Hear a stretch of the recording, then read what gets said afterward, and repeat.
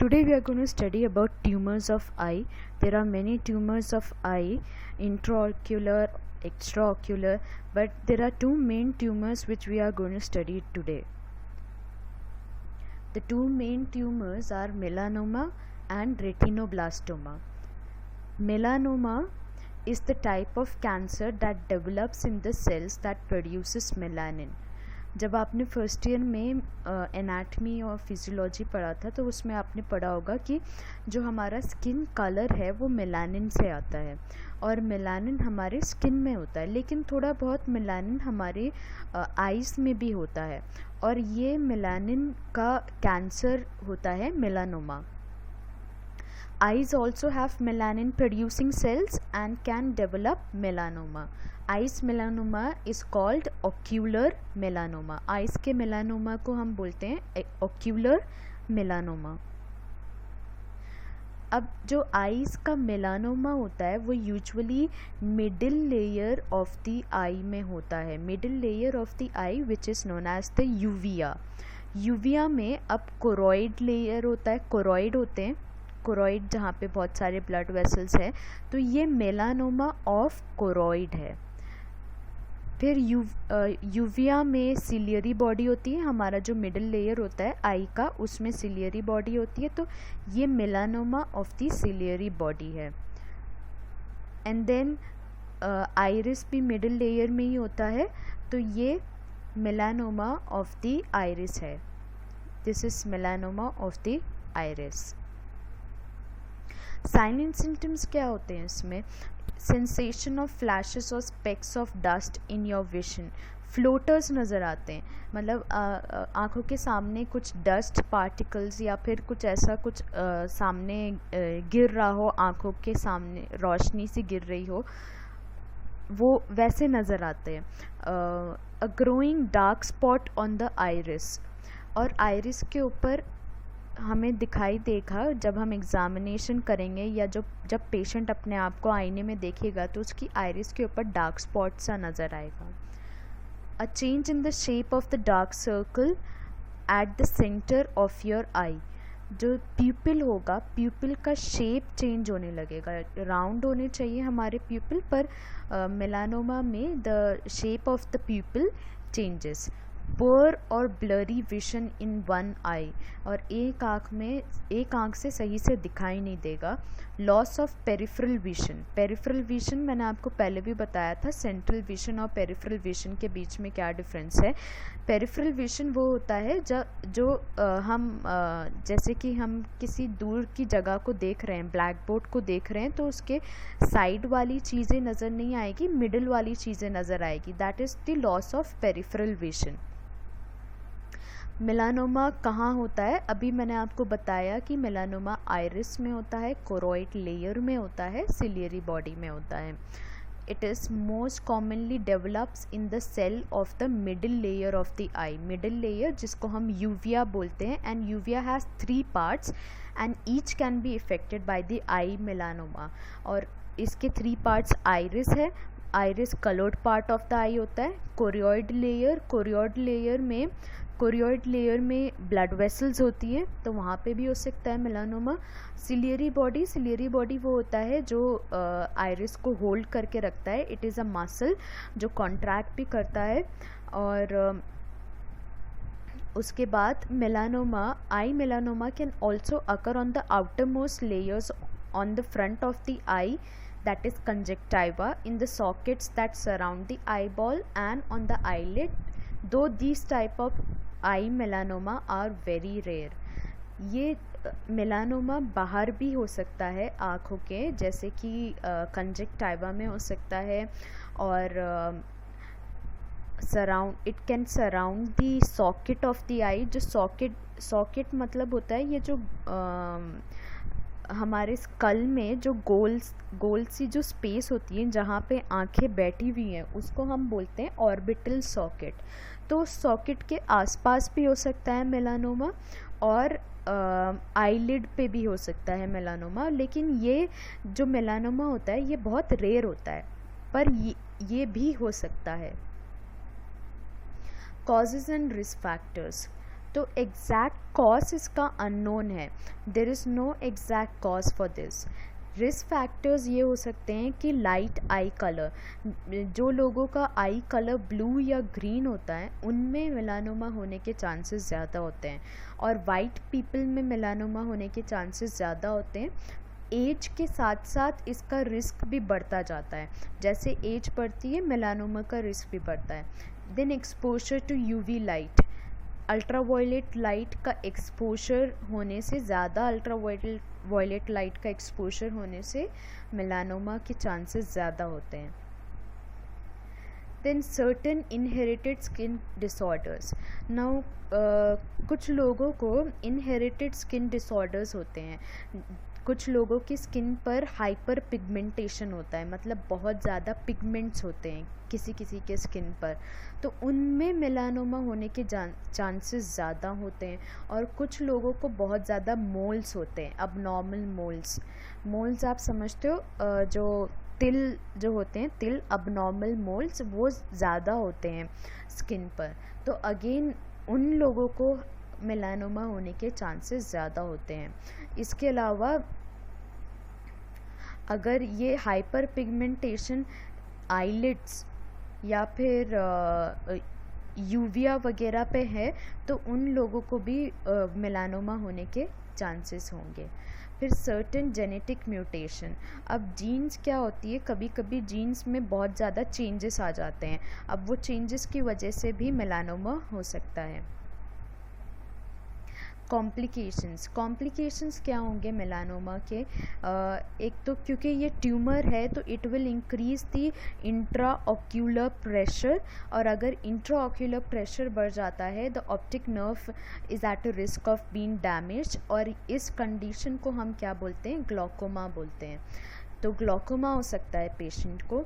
फिर पेशेंट का vision loss होगा, ऑब्वियसली अगर छोटा है मेलानोमा तो ज़्यादा विजन पे इफ़ेक्ट नहीं पड़ेगा, लेकिन अगर मेलानोमा बहुत बड़ा है तो पेशेंट को विजन लॉस हो सकता है। इसके अलावा पेशेंट का रेटिनल डिटैचमेंट भी हो सकता है। तो अगेन अगर रेटिनल डिटैचमेंट होता है तो फिर से विजन लॉस होगा।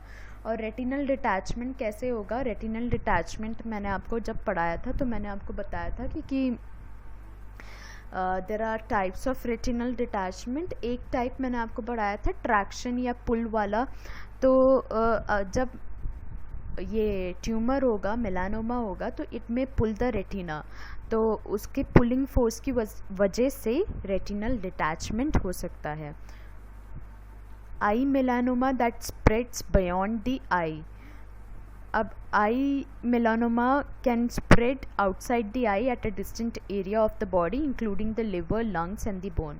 अब मेटास्टेसिस भी हो सकता है मेलानोमा से, कहीं और भी ये ट्यूमर जा सकता है, जैसे लिवर हो गया, लंग्स हो गया, बोन हो गया। Then diagnostic investigation and evaluation, तो हमें कैसे पता चलेगा कि पेशेंट को मेलानोमा है। एक तो जब उसके साइन एंड सिम्टम्स आएंगे तो तब हम इन्वेस्टिगेशंस करेंगे, हिस्ट्री एंड फिज़िकल एग्जामिनेशन करेंगे। फिज़िकल एग्जामिनेशन में हम ऑप्थेल्मोस्कोपी एग्जामिनेशन करेंगे, डायरेक्ट इनडायरेक्ट कोई भी ऑप्थेल्मोस्कोपी एग्जामिनेशन कर सकते हैं। स्लिट लैम्प बायोमाइक्रोस्कोपी करेंगे, ये सब मैंने एक बार आपकी क्लास ली थी तो मैंने आपको ये पढ़ा दिया है कि स्लिट लैम्प बायोमाइक्रोस्कोपी क्या होता है, ऑप्थेल्मोस्कोपी क्या होता है। इसके अलावा हम आई अल्ट्रासाउंड कर सकते हैं to know the size of the melanoma.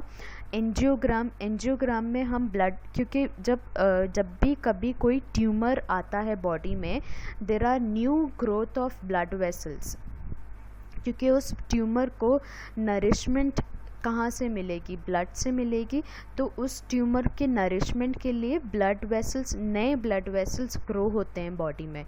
तो आई में भी अगर ये ट्यूमर आएगा, if there is melanoma in the eye, then they will be growth of new blood vessels. तो एंजियोग्राम भी हम कर सकते हैं। एंजियोग्राम में पता चल जाएगा कि न्यू ब्लड वेसल्स का ग्रोथ है कि नहीं है। टोमोग्राफी इज़ नथिंग बट सीटी में जैसे कंप्यूटर टोमोग्राफी होता है, वैसे ही ये टोमोग्राफी है। इसमें हम पिक्चर्स लेंगे आइज़ के इनर पार्ट की, ताकि हम ट्यूमर को विजुलाइज कर सकें। And then the last one is biopsy, क्योंकि कोई भी तरीके का ट्यूमर हो, it will be confirmed by the biopsy only. Biopsy से पता चलेगा ये बिनाइन ट्यूमर है कि ये मैलिग्नेंट ट्यूमर है, इसके सेल्स मेटास्टेसाइज हो सकते हैं कि नहीं हो सकते, वो हमें सिर्फ बायोप्सी से पता चलेगा। देन ट्रीटमेंट में जो स्टैंडर्ड ट्रीटमेंट होता है हमारा, उसमें हम रेडिएशन थेरेपी करते हैं। रेडिएशन नहीं तो हम लेज़र ट्रीटमेंट दे सकते हैं, लेज़र से भी मेलानोमा सेल्स को मार सकते हैं। या तो हम फोटोडायनामिक थेरेपी कर सकते हैं, इसमें हम मेडिकेशन और फोटो मतलब लाइट, स्पेशल वेवलेंथ और ऑफ लाइट एंड मेडिकेशन, इन दोनों को हम कंबाइन कर देते हैं। और फिर उसके बाद हम जो सेल्स है मेलानोमा जो है उन सेल्स पर अटैक करते हैं, and then we try to kill those cells. ये छोटे मेलानोमा के लिए हम कर सकते हैं, लेकिन बड़े मेलानोमा में हम ये नहीं कर सकते photodynamic therapy. Then cold treatment मैंने आपको पहले भी बताया था, क्रायोथेरेपी में हम ये बहुत सारे कैंसर ट्रीटमेंट्स के लिए भी यूज़ होता है। इसमें हम क्या करते हैं कि विद कोल्ड हम क्या करते हैं कि कोल्ड के हेल्प से we try to kill the cells, मतलब हम ठंडे रेस देते हैं जिससे हम जो सेल्स हैं जो कैंसरस सेल्स है उसको मार सकें। That is cryotherapy. With the help of the cold we try to kill the cells, the cancerous cells.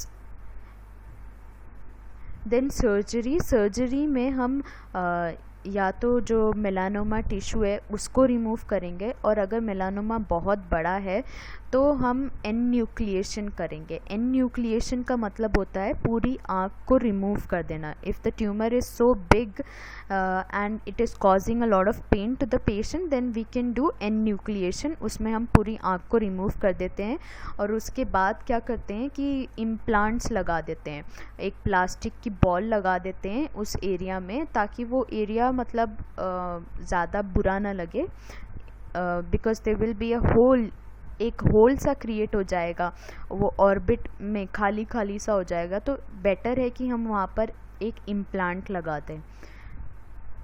Next is retinoblastoma. Retinoblastoma usually बच्चों में होता है, बड़ों में बहुत ही कम होता है रेटिनोब्लास्टोमा।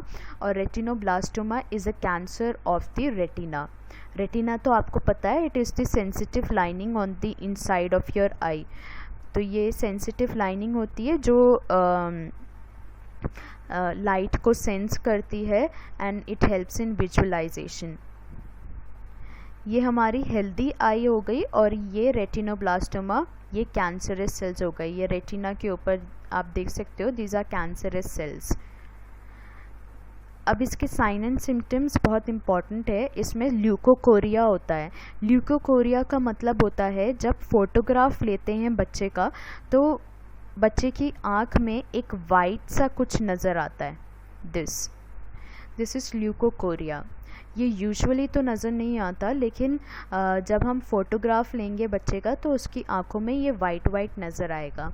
और इसके अलावा पेशेंट का डिटोरिएशन ऑफ विजन हो सकता है, उसको सही से दिखाई नहीं देगा। रेड इरिटेटेड आई होगी with glaucoma, and again glaucoma होगा पेशेंट को because the tumour will increase the intraocular pressure. Then strabismus होगा। स्ट्रैबिस्मस का मतलब, अभी हमारा नेक्स्ट वीडियो स्ट्रैबिस्मस के ऊपर होगा। स्ट्रैबिस्मस का मतलब होता है स्क्विंट आई। स्क्विंट आई मतलब जो हम नॉर्मली अपनी लैंग्वेज में बोलते हैं भेंगी आँखें, तो उसमें होता है कि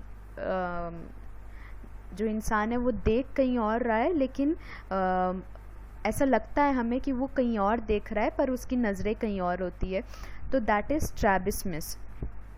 इसका दूसरा टर्म स्क्विंट आई भी है, मेडिकली हम इसको स्ट्रैबिस्मस बोलते हैं। देन आई स्वेलिंग होगी, so this is leukocoria, this is strabismus. Then risk factors genetic mutation या फैमिली हिस्ट्री।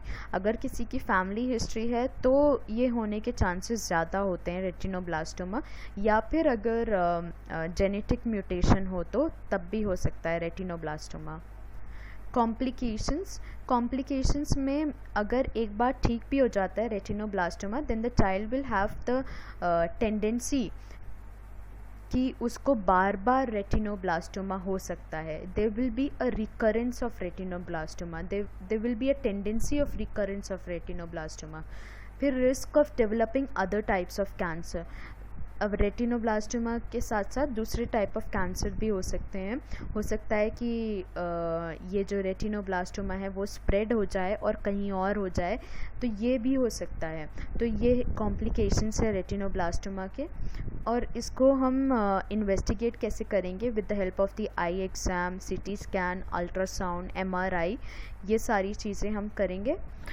ट्रीटमेंट में हम chemotherapy, radiation therapy, laser treatment, मैंने आपको बताया क्या होता है, क्रायोथेरेपी में हम with the help of the cold, ये एक तरीके का कोल्ड ट्रीटमेंट होता है।